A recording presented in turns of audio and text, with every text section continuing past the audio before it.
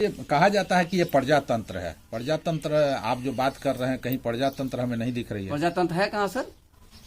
प्रजातंत्र में वोट का देने का अधिकार कहाँ है? वो तो सब ये ईवीएम से हो रहा है। जिस देश ने ईवीएम को बनाया था वो अपने इलेक्शन कराता है क्या? हर कोई जानते हैं, सब कुछ जाने इस बात को। अच्छे अच्छे लोग विद्वान बैठे हुए हैं। अभी सुप्रीम कोर्ट का आ रहा है, आप देखिए तो एकदम आंखों देखिए दिखा रहा है कि जो कैसे हैंग किया जा रहा है। हम ये ना कहें कि कौन पार्टी कर, हम वो नहीं कर रहे, मेरा का नाम नहीं है। हमारा प्रजातंत्र कैसे सुरक्षित रहेगा, इसके पीछे कुछ सोच नहीं रहा।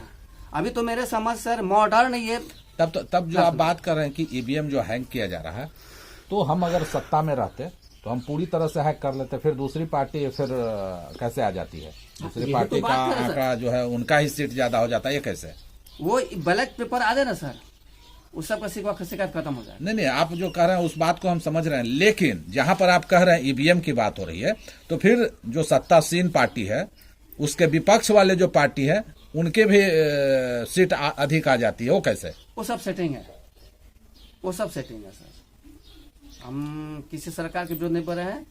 वो जब ईवीएम पर शक पैदा हो गया, उसको साबित भी हो रहा है, तो उसको हटा देना चाहिए। अगर प्रजातंत्र की भला चाहते हैं तो, अगर वास्तव में प्रजातंत्र को लाना चाह रहे हैं, क्या दिक्कत आता है? जो पहले क्या कह रहे थे जुगन भाई ईवीएम पर? ईवीएम पे तो वाकई में लोगों के बीच जो है कि विश्वसनीयता घटी है, जैसा जैसा अभी प्रकरण हो रहा है ईवीएम को लेकर।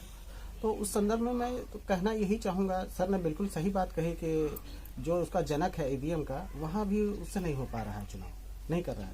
तो हम इतना ही कहना चाहेंगे कि ईवीएम से चुनाव कराएं, ठीक है, अगर कॉस्ट बचाना चाहते हैं, कुछ करना चाहते कराएं, लेकिन जो पर्ची निकलती है तो कम से कम उसको जो वोटर उसको देख पाए कि हम किसमें वोट दे पाए। हालांकि चुनाव आयोग ने स्पष्ट कहा है कि ये ओपन मेरा जो है, जो ईवीएम की चर्चाएं होती है कि ओपन जो है पूरी तरह से लोग इससे जांच कर लें, जैसे कहें हम इसे जांच कराएं। तो फिर आखिर ऐसा क्यों नहीं हो रहा है?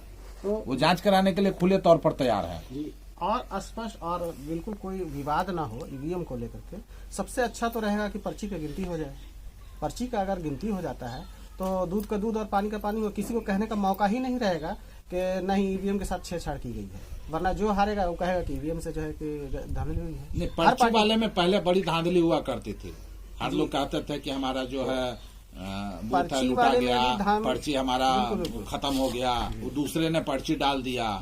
तो इसके लेकर ये बात आई थी। अब तो फिर हम और पीछे जहाँ जो मामला अच्छे आगे जा रही है, फिर पीछे जाने की बात। जनता इस मुद्दे पे समझ रही है, जनता इस मुद्दे पर समझ रही, तब तो कह रहे कि नहीं बैलेट पेपर ही आना चाहिए। नहीं तो जनता, हालांकि चुनाव आयोग तो कह रहा है कि आप हम पूरे ओपन इसे आप जांच कर लें किसी भी तरह। ईवीएम आने से चोरी बढ़ गया है। जांच करा कहाँ रहे हैं वो? ईवीएम जब से आया है चोरी करना बिल्कुल आसान हो गया है। जो बड़े बड़े ऊपर में हर पार्टी के लोग कैसे आ जा रहे हैं? आसानी से चोरी करता है। नहीं, हर पार्टी के फिर कैंडिडेट जीत रहे हैं। हाँ, उसी तरह से ईवीएम सेट किया हुआ है कि कुछ सीटों पर उन लोगों को दे दिया जाए जिससे कि वो लोग हल्ला नहीं करे। जो भी पार्टी हमारा भी कुछ सीट आया है, लेकिन उतना तक वो नहीं पहुंच पाता है जिससे कि उस कभी सरकार में आए। जब भी सरकार बनाए तो हम भी बनाएंगे, मैं भी बनाएंगे, लेकिन उन लोग नहीं बना पाएंगे। इसी तरह से सीट के बंटवारा के हिसाब से ईवीएम को सेट कर दिया जाता है। चलिए ठीक है, वो बात अब ईवीएम पर चर्चा हम लोग करेंगे। हालांकि अब बैठे हमारे